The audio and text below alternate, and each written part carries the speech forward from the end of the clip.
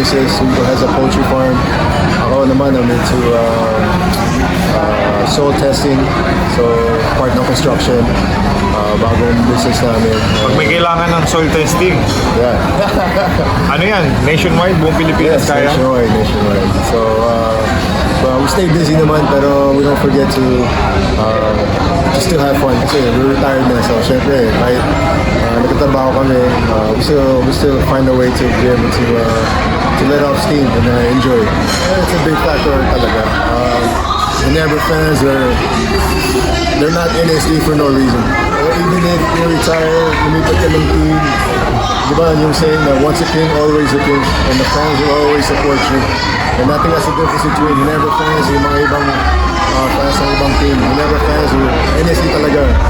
Wherever you're at, whatever you're doing, they support you. They have a business that support you.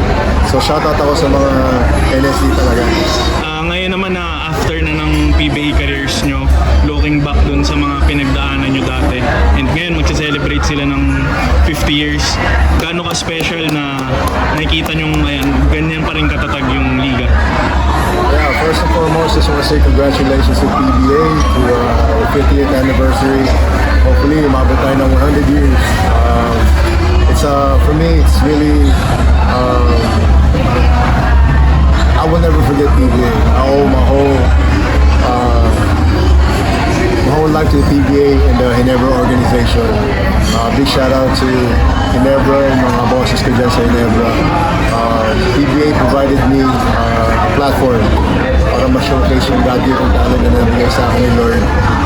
And also to be able to experience be a professional basketball player at a very competitive league. So just praying for more success for the PBA, and hopefully we can do another 50 years.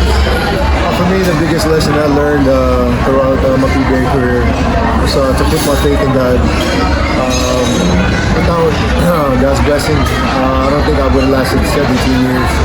And without God's blessing, I think I would have been very scared to retire. But if you have God on your corner, and if you have your faith in Him, hindi ka matatakot sa next chapter ng buhay mo. So, yun ang just make sure you put God first, strengthen your faith, and make sure God is number one in your life.